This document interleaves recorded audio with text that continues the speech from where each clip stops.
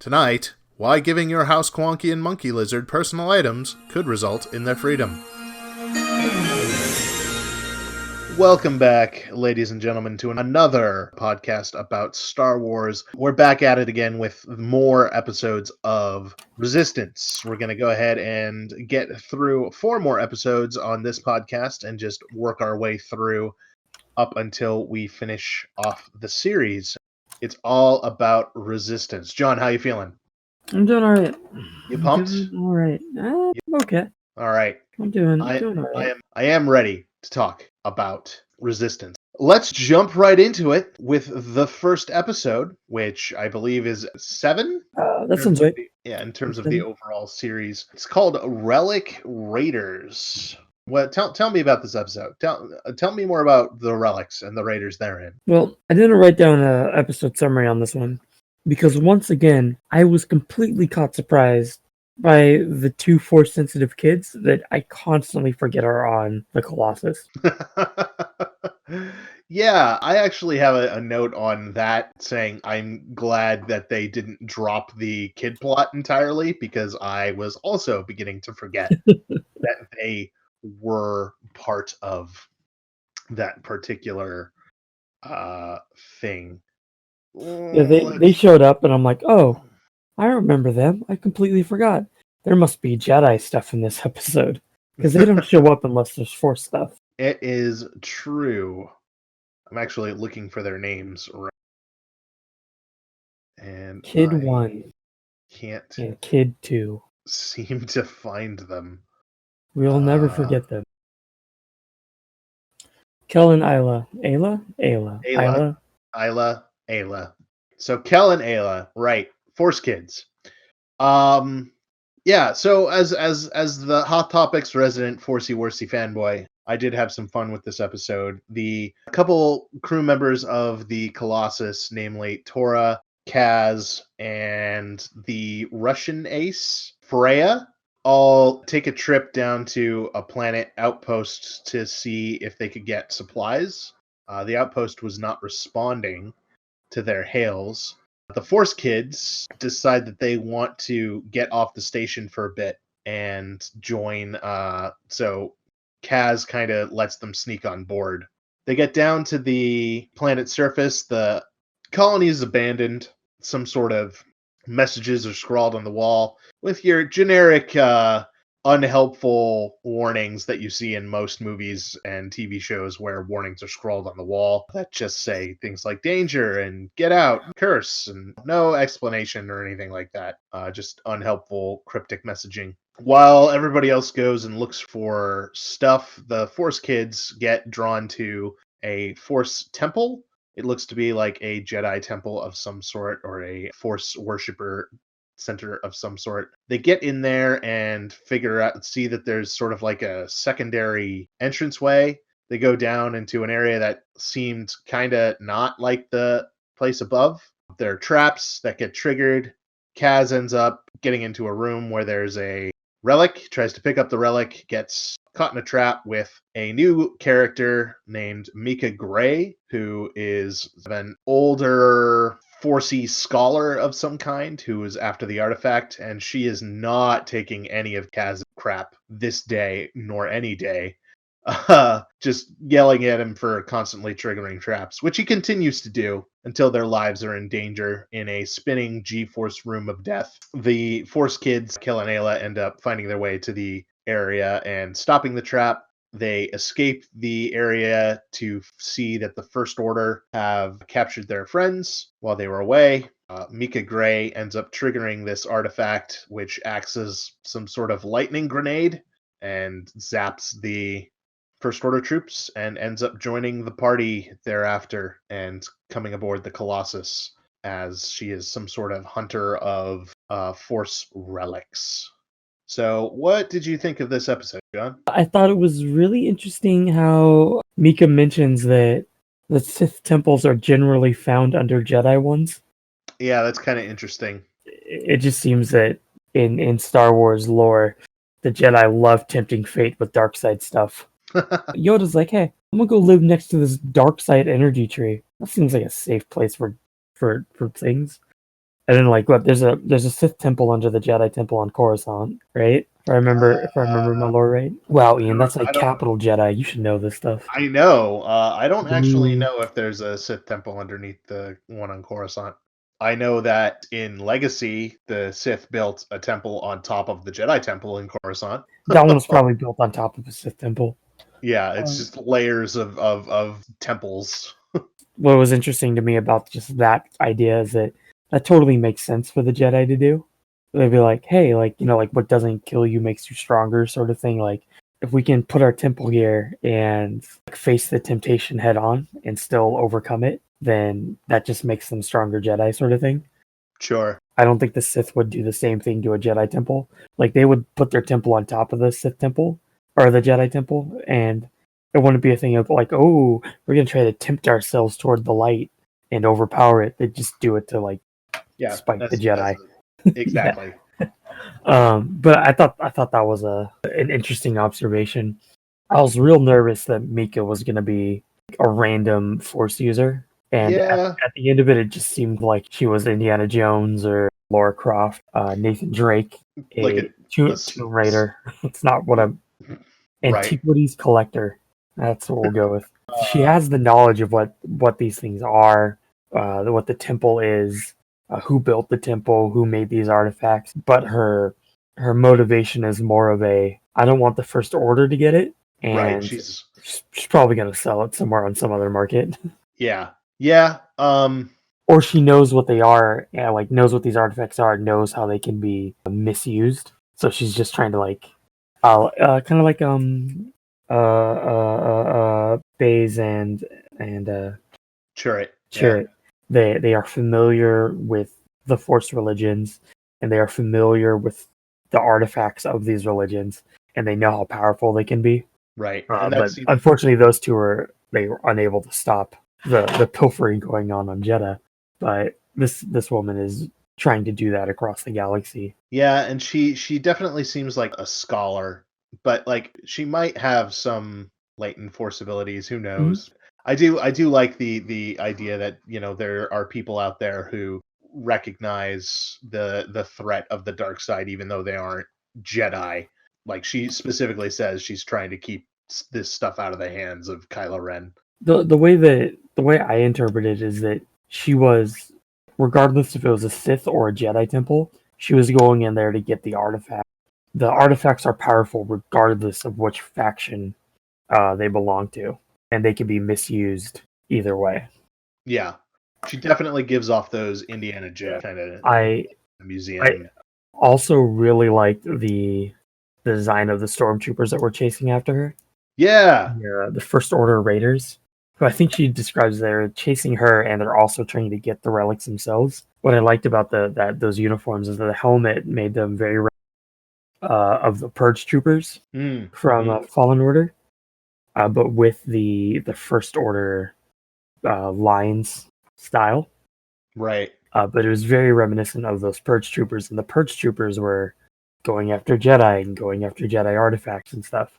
So I thought that was kind of a cool way to connect these troopers to previous incarnations. Yeah, I have a note on that specifically going, cool troop type. Cool troop type, what are they? Nice.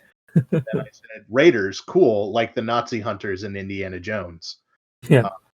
So this whole thing was like an Indiana Jones Tomb Raider episode, and they really turned the fantasy genre up to 11 in this one, which me as a 4C I enjoy, because it's just it's a little dropper for me as the 4C fan to just be like, yep, it's still here, still good.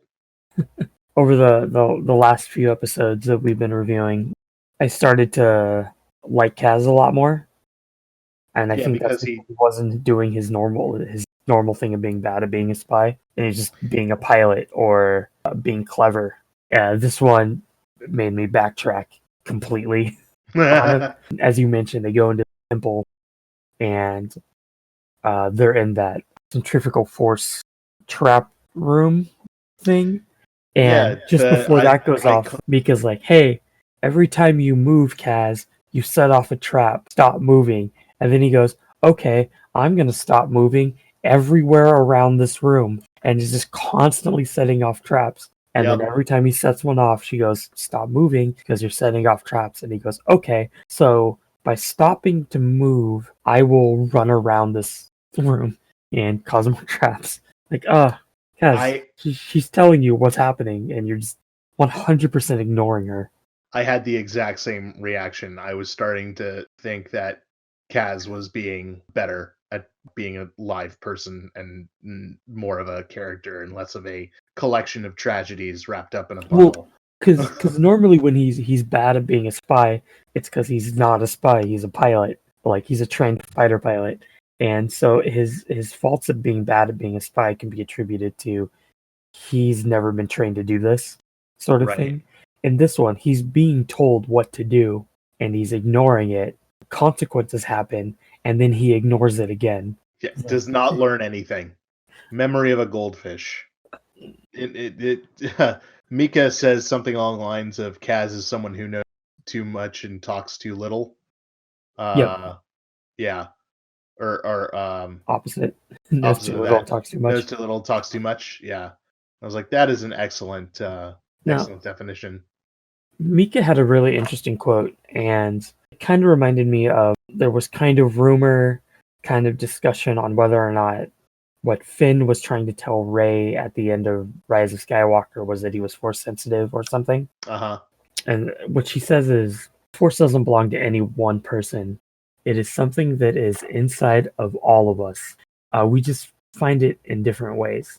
Now, what I liked about that quote is that when I was growing up and watching Star Wars before the prequels, it kind of felt like anybody could be a Jedi. All you had to do was focus, learn, and train, and you'd be able to tap into like Force powers somehow, like a meditation sort of thing, you know? And then when the prequels came out, like, oh, no, it's actually something in your blood now. And then they kind of like backtracked and like, oh, no, it's in your blood, but everyone has it. Just some people have it in bigger concentration, so it's easier to access. Right. And then I kind of like this quote from Mika that anybody can have the Force.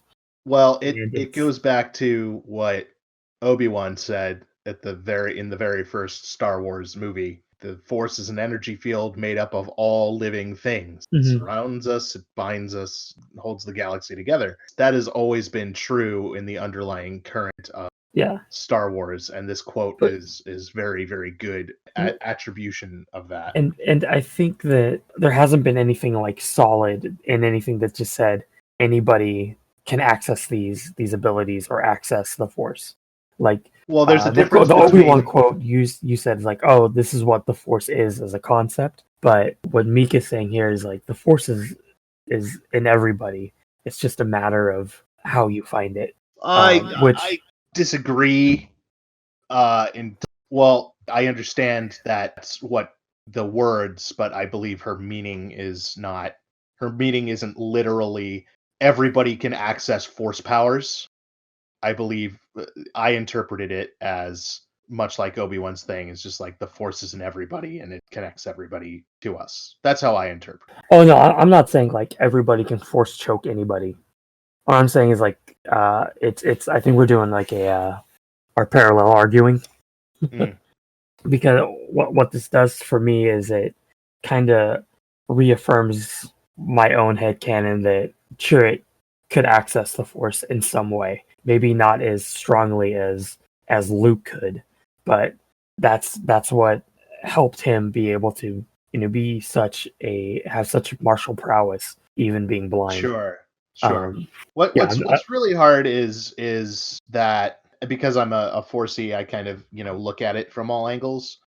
And I agree with you where it's really hard to kind of keep it all straight when people are saying here with Mika and Obi-Wan's quote, we see, everybody is part of the Force and part of the greater thing, and people can find it in different ways. But then we focus on the Skywalker saga and we see that, they're so focused on the Skywalker bloodline and how, it's genetically passed down. But then you've got the prequels saying that some people are just born with a stronger connection. And then you look at the sequels, which has Finn, who's just like a random nobody who ends up being Force sensitive, at least partially at the end. compared to Rey.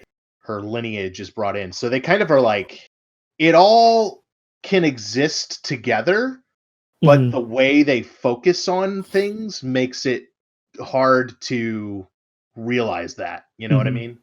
I do know what you mean. Yeah. But I agree with you. It's a really good quote, and I'm really happy that you wrote it down, because my notes say she has a good quote for Forcey stuff, but I didn't actually write down You that didn't actually write it down. quote. Nice. But yeah, no, I like that. Quick side note, it's baffling to me that there's still like argument over what Finn was trying to say to Rey. I thought it was pretty obvious. But But he didn't say anything, so there'll always be debate over it. yeah, I know, but it's just like context clues. There is something funny about that, though. You know, you're talking about, quote, Mika Gray's name is Mika Gray, and one of my notes is Mika Gray. Really? Gray? Just gonna. Oh, I have a dumb prank I was gonna pull on you that is so dumb that I'm just gonna tell you about it. Oh, okay. So I was after I watched this, and I was just like thinking about the different Jedi stuff and how her name is Gray, and like, oh, are they introducing a Gray Jedi, like an officially canon acknowledged Gray Jedi sort of thing? And then I thought, you know what? There already has been a Gray Jedi in canon and on screen. You might know him as the Inquisitor. He has gray skin. You're an idiot.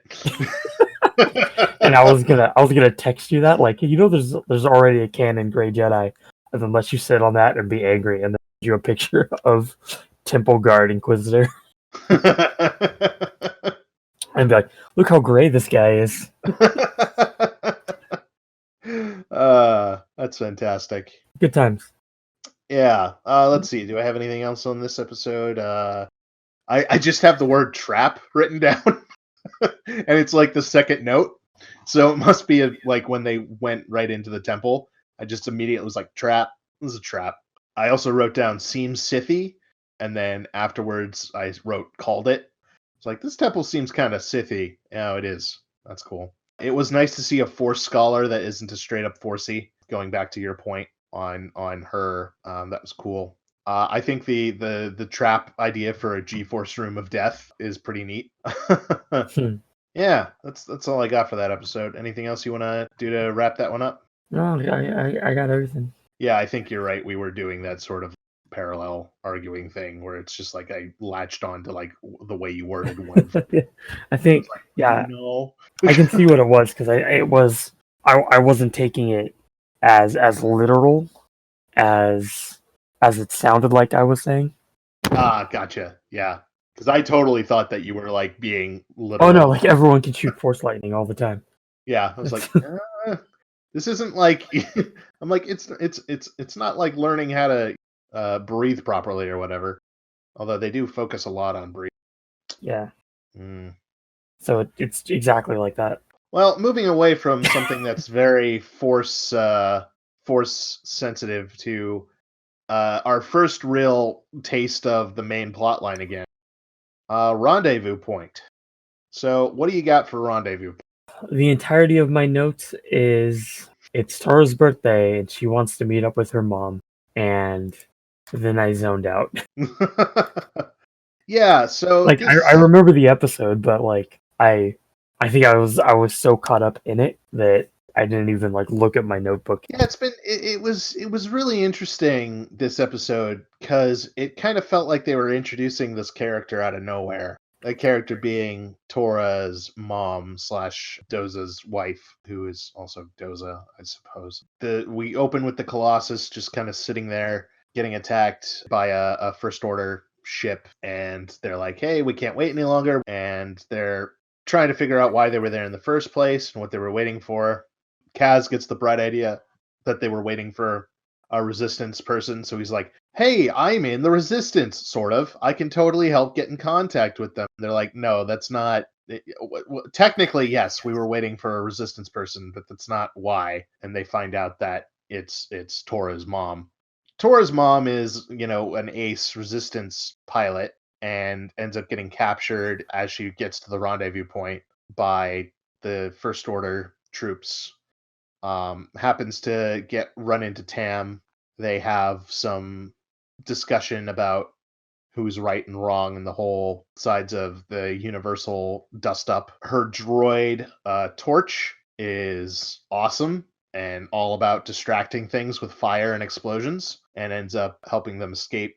And that's really it for this episode. For me, it was really strange to, at least it was jarring to have an entire episode be about this brand new character without the input of other characters we've seen. And once we figured out that, she was being used as a device to get an update on Tam's situation, it soothed a little bit. And that, it's not to say I don't like the character. I actually really did like the character. It was just kind of out of nowhere that we had so much focus on this character.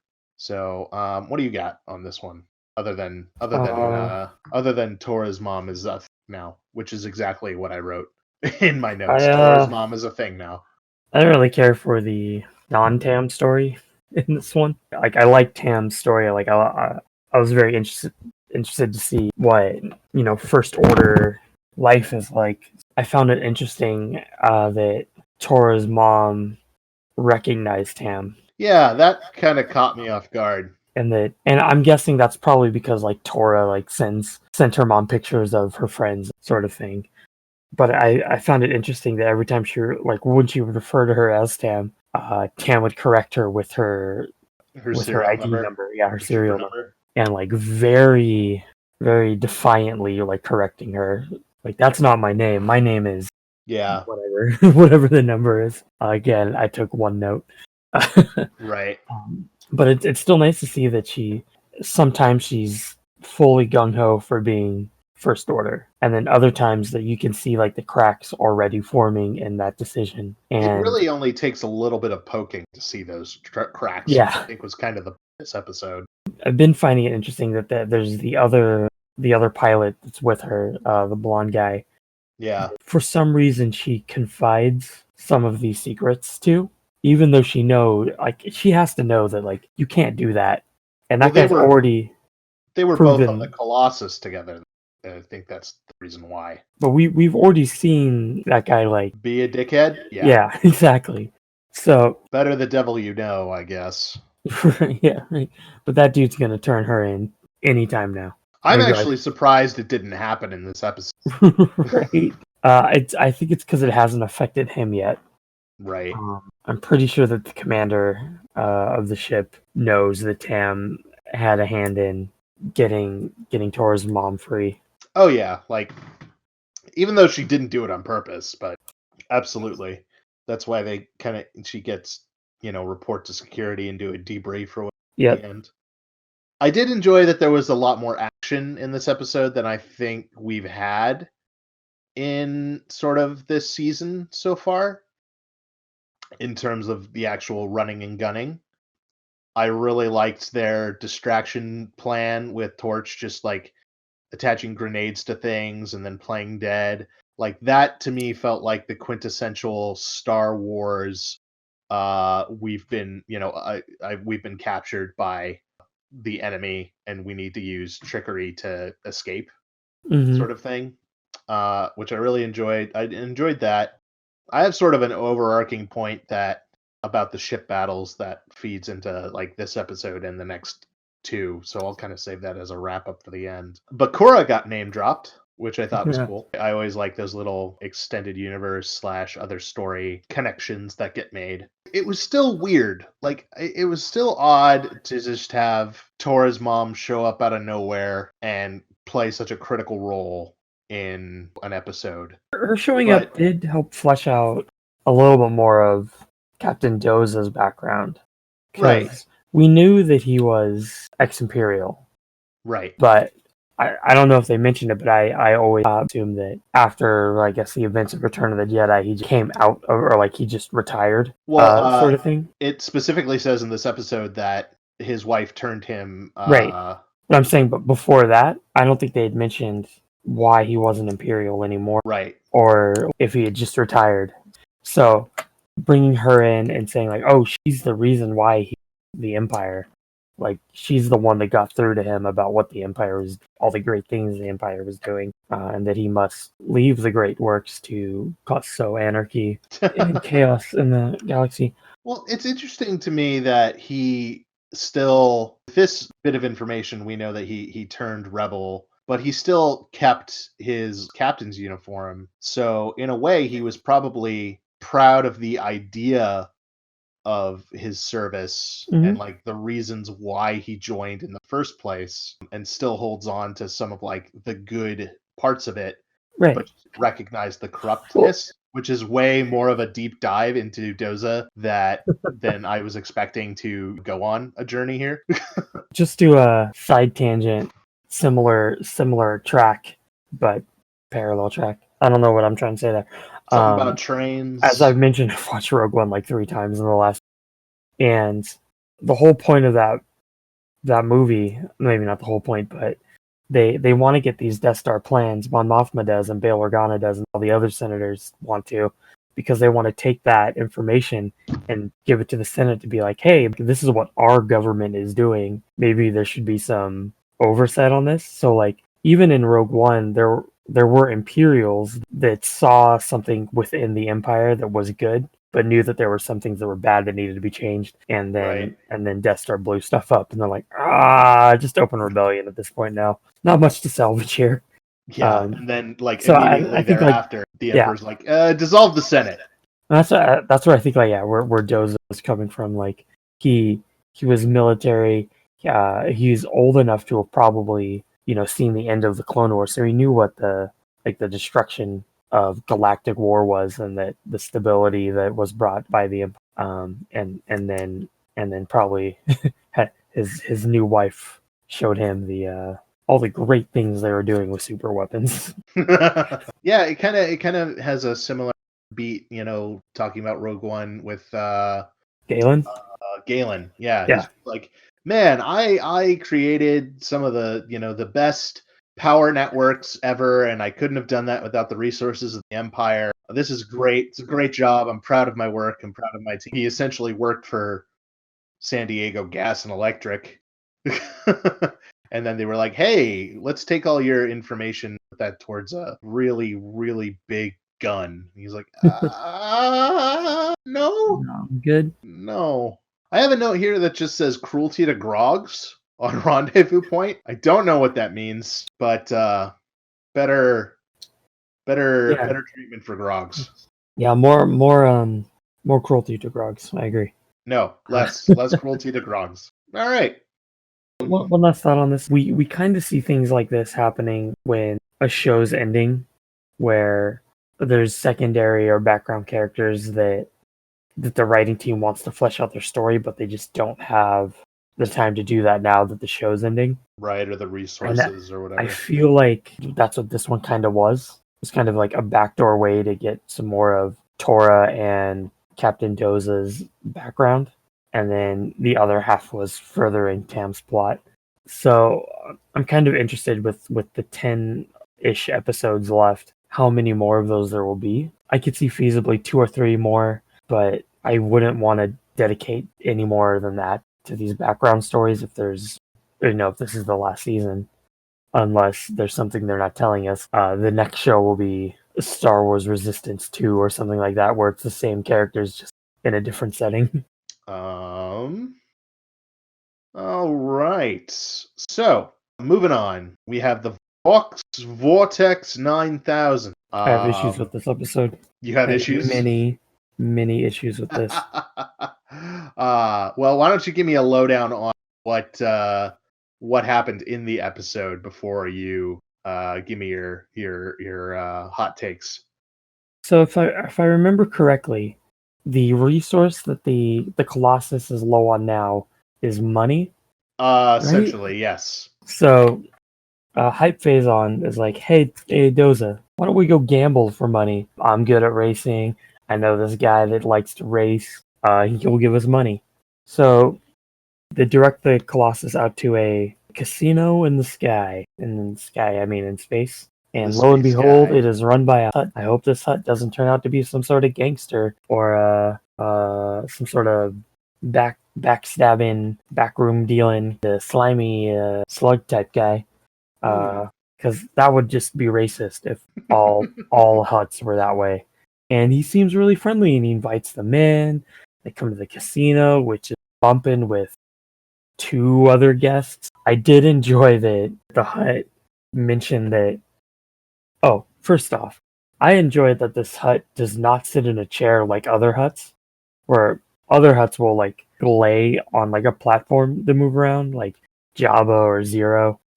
This one lies on his back with like his full belly vertically hanging down the chair, and I thoroughly enjoyed that visual.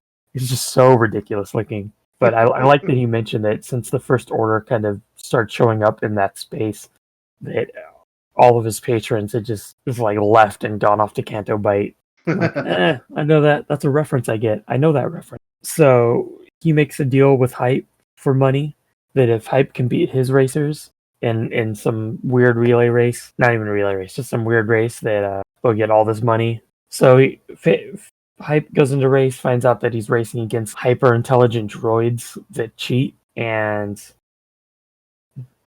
oh, that's right. The bet was you get money if you win. If you lose, you have to stay here and race for me.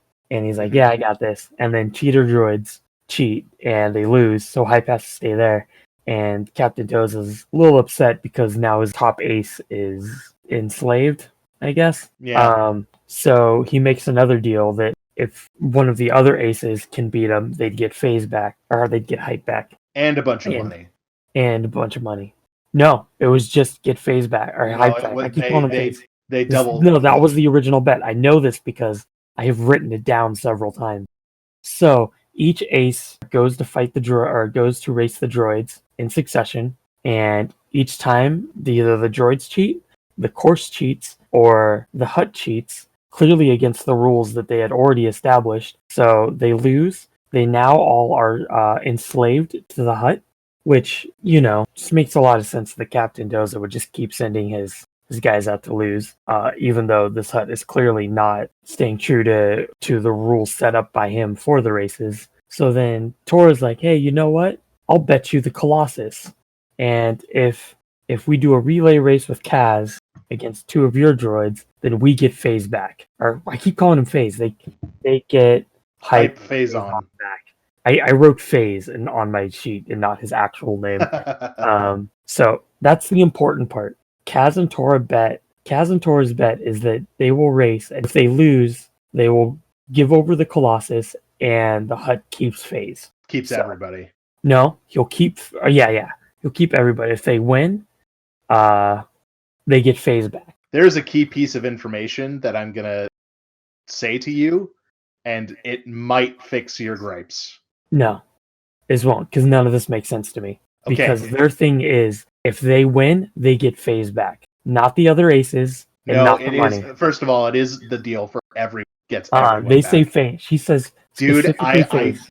It's I'm telling you, it's everybody and a bunch of money and the Colossus back. No, that's what they get when they win, but that's not what their bet that was part of the deal.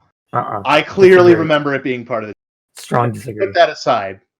The key piece of information. So your problem seems to be that they keep betting and it doesn't make sense, right? They keep betting and betting. They keep losing because So the Hutt keeps cheating, and then instead of being like, "Hey, you're cheating," they go, "Okay, well, we'll just race you again," and obviously lose. So the reason why they did that was because, and it's a tiny little bit of dialogue, so I'm not surprised that you missed it. I barely got it because it also didn't make sense to me, so I had to go back and be like, why are they doing this again?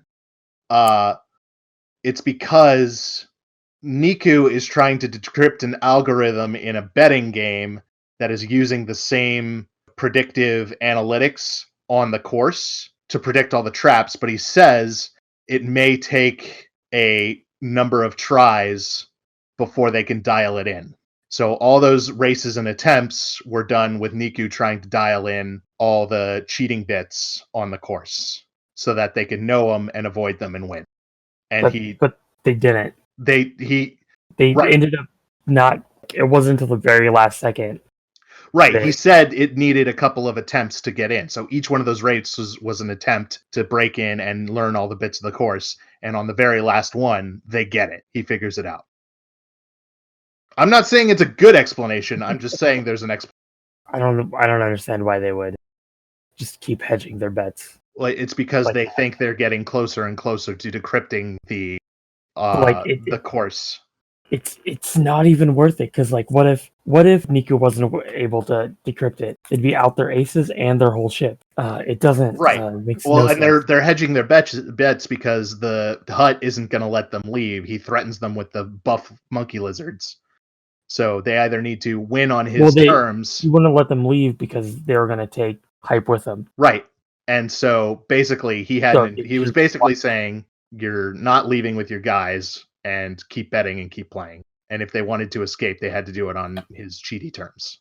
Well, they could have just left. No, they couldn't have, because he would have had the security stop them. They could have just left without Hype, sure. Yeah, easy. But that's not, it's a kid's show, man. They're not going to just abandon their friend. Like they should have. I don't know if I agree with you on that or not. They should have left Hype behind, but I definitely agree with you that it would have been the easier option. It's kept cheating, and they're like, "Hey, you're cheating." He's like, "Yep." Yeah, what are they gonna do about it? Nothing. Or they get smashed by the monkey lizards. Leave. But then they'd leave their pilot behind. Whatever. And they need him. Leave. So John does not think that Hype Phazon is a character saving from Hutt slavery. I agree with you. The whole thing seems kind of contrived. It's, again, like I said, I have an explanation based on what they did in the show, but it's not a good explanation. The whole thing's kind of wacky. So I totally get why you have issues with this one. My notes on this are Star Wars is pro casino, because there's a lot of casinos and gambling in Star Wars, which is taken to the extreme in the next episode as well. I too liked the design of the Hutt's floating Hutt chair. He has a great line where he says, he's not like other Hutts you've heard of, but he's exactly like those you haven't heard of, which is, he's not, which is what makes that line even funny. He's going to be like a good Hutt, and then he wasn't. Right, then he wasn't. So here's the thing that I got hung up on in this episode.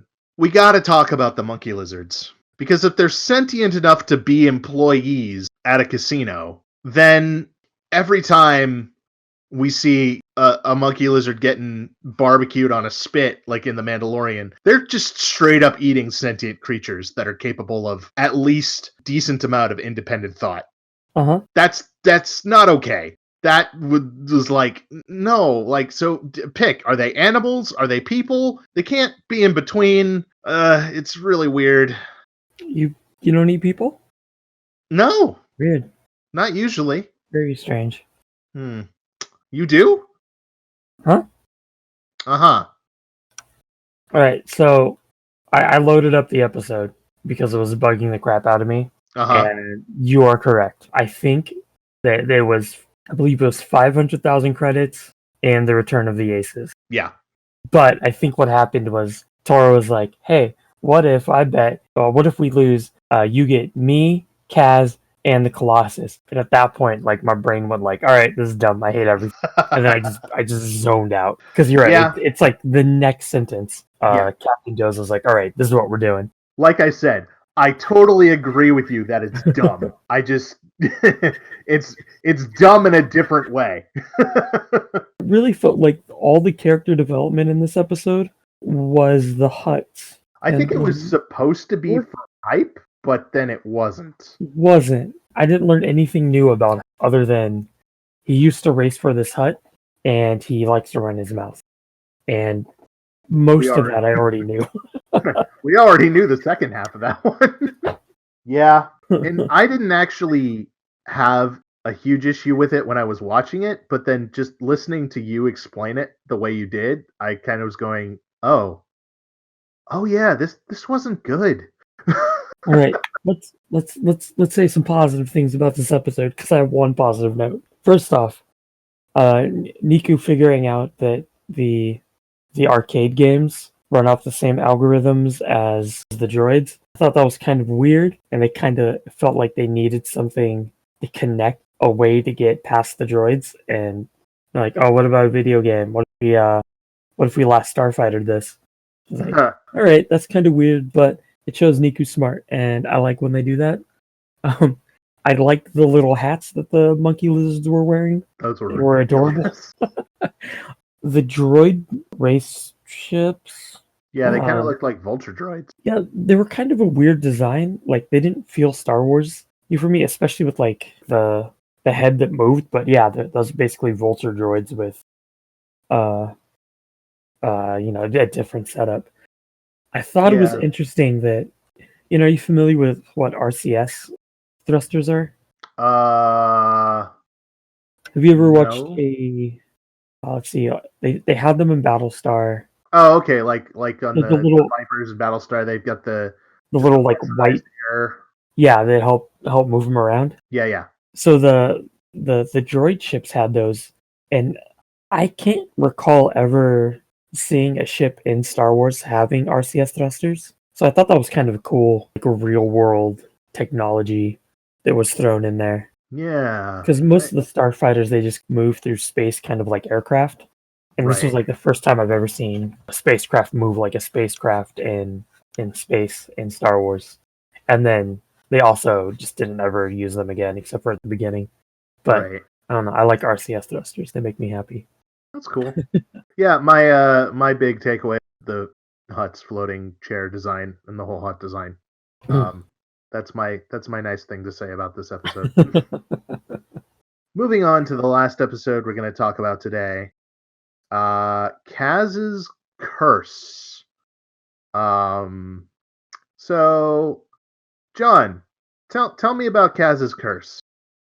I enjoyed Kaz's Curse way too much. So it starts off with Kaz playing some sort of card game with the Pyrax. Was it dice? Some sort of dice card game where they use dice instead of cards. Dungeon dice monsters. Kaz is very lucky, and he gets a lot of the pirates' money and also boot. Yep. Which is a convenient way to store it. And much like Kaz, as we know, he is not very humble about how lucky he is, and draws the ire of the pirates, which you think that at this point he'd realize, don't do that because they'll just steal your ship or maybe stranded somewhere. One of the pirates curses him, licks his hand and slaps it on his face. Just the most hilarious thing, especially in this time of don't touch anybody. I was thinking that too. This is the exact opposite of what society is telling us is okay right now. Also, in normal society, when there isn't a pandemic, don't lick your hand and just touch someone's face. It's still not appropriate. No.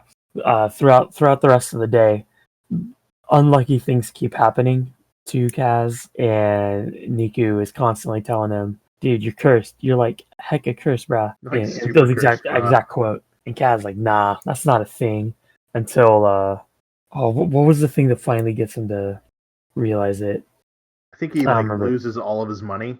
No, that's later because whatever it is, he goes to Mika because she seems like some sort of bohemian new age soothsayer, and he's like, "Hey, I'm cursed. Can you help me out?" And she takes all of his money and the boot and gives him a charm, and he's like, "Yeah, you just gotta like not be unlucky." He's like, "Okay," or whatever. I don't know. Soon after he gets this token, some first order they have to go. They have to go through. Scout him. They have to go through a meteor asteroid field that's in Guavian death space.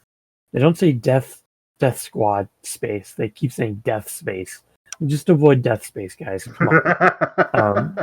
So they send the aces out to scout for Guavian death scouts, and Cass finds one, tries to engage it, but like things keep going wrong on his ship because he accidentally lost his little token of good luck and on curse, I think it's called. Well, so he doesn't have the token when they first go out and get encountered by the scouts. I think that's what triggers him to go and talk to Mika, because they go out and then gravity cuts out in his ship and he like floats up and hits his head and the guy gets away. Then he comes back and he's like, okay, now I need to.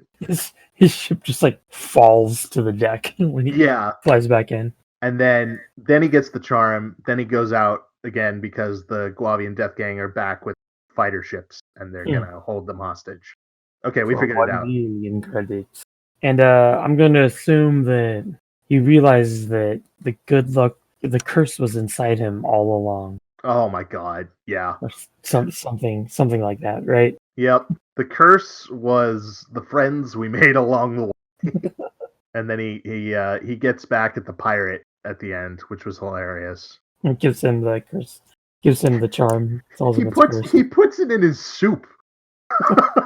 He just walks up to him and drops it in his soup. He's just like, I got it from Mika.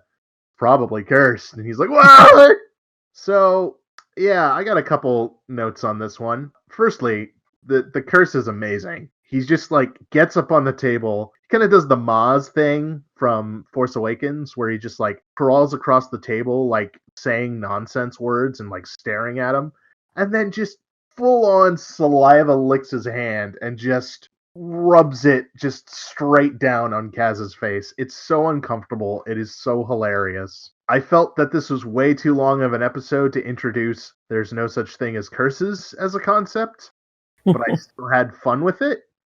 I enjoyed that when at the end where he realizes that he's not cursed, Kaz participates in the grand Star Wars tradition of smacking something to make it work. He just like hits his targeting computer and then it starts working. Yeah, I've got one note in this one and it kind of has points that go into the other one. So I'll let you do your last notes on this episode before I talk about to close this out. All right. Well, strangely, like I don't really have a ton of notes on this one. I would thoroughly enjoyed this episode.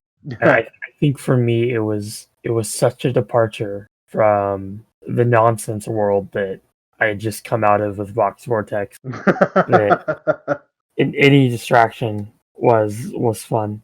I like that we got to see the aces out there flying again. So I've said in the past that a lot of Resistance has built itself around the fighter craft and the racers and the space flight and the ship-to-ship stuff. And we didn't see enough of that in the first season, in my opinion. What we did see at the end was pretty good. Now, at the beginning of this season, I remember kind of complaining about when they get into space and they have space combat stuff, it feels kind of slow and clunky, and there's just something about the way they animate it that doesn't really feel as good as it could, right? And I was having that problem when we went to Rendezvous Point in that episode. Like I had a note that just said, the ship battles could be so much better, and the lack of budget is really apparent in this. Go to Voxx Vortex, and when they're racing, it seemed a little bit better because they were in that asteroid field, which was the race course, because there were like objects that they could go around, and it felt better. And then at the beginning of this episode, I wrote down, I think they figured out they need some sort of background asset to make the ship battles better, but like just kick up the speed like 25% or something. It looks too slow. And then at the very end of the episode, when they were finally killing the Guavian guys, it seemed like they did that. They kicked the speed up, and it was so much better. So like, I guess with saying all this, I enjoyed the level that they got to with the ship combat here at the end. I hope they keep that consistent quality because it's dipped and dripped and dropped and risen so much just in this season alone, as compared to the last season as well, that if they're really going to sell this on pilots and the aces and being out in space, I really hope that they like I'm looking forward to some sort of grand aces battle at the end. Like I want finale level space flight combat, and I'm not sure if I'm gonna get it, but I hope I do at the end of this series. So I don't know. That's a little sort of note of mine. Like, how would I improve the series? I'd just bump up all the ship stuff by like crank it to 11. So, any last minute questions, comments, or thoughts on these 4 episodes, John? With the exception of one, I enjoyed these episodes. One very upsetting one. But yeah, once again after this, it's okay. It can't hurt you anymore. It will. Always and forever.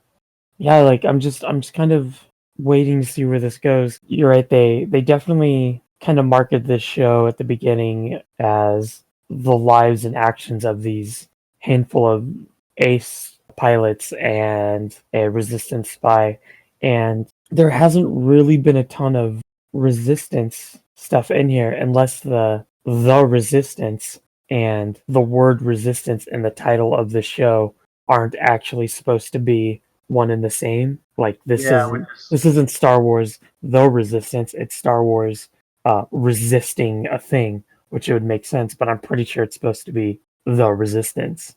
So I'm looking forward to when Star Wars Resistance and the Resistance are going to overlap, and we'll get to see more of the Resistance as opposed to just the adventures of the Colossus, Kaz and the Colossus.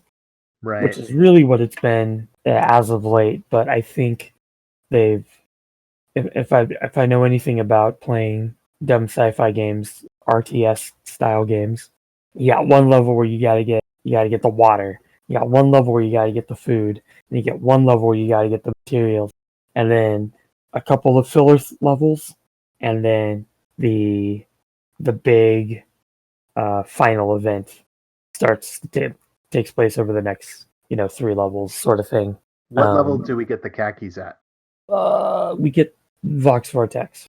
Oh, okay. That's where we get the khakis? Yeah. That's the DLC made by an outside third-party company. I was gonna compare it to like the Half-Life series, but I liked all the DLC. You're right. It's kind of weird that we're ending this discussion on this episode because again, it has been escapade episodes. We had one core story episode in this entire run of just the last podcast we did and this one. So it'll be really interesting to see with the 9 episodes that they have left in the season where they go, kick things and raise the stakes, kick things into higher gear, and bring the resistance and resistance together. Because we know what happens. We see Tora, Kaz, and Doza flying with the resistance fleet, at the end of Rise of Skywalker. So the question is, will we get to see it, or was that just a fun little Easter egg? Or por qué no las dos? Who? Why not both? I took German. Yeah, one of these days I'm going to learn, like, that, the phrases I use in Spanish in German. And then I will say them, and then you will not have that excuse. But then you'll probably just look at me and say, I Spanish. My German teacher was Austrian. We learned a different type of German. It's like the difference of New England English and Southern California English. That broke me for a second. I was just like, wait. Well, I think that's it for this episode. We're going to explore the next chunk of Resistance in an upcoming episode, and we'll get that out to you, and then we'll be caught up and ready to review Clone Wars stuff. So, are our worries unfounded? Will we get to see some of the things we want to see? Will we get more of the stuff we don't want to see? Now, if you would like to get a hold of us for an idea or a question or a comment, you can go ahead and tweet at us at the Twitters at HothPod, or shoot us an email at hothpod@gmail.com. You can always find us and more content on our website, hothtopicspodcast.com. I have been Ian. And I helped.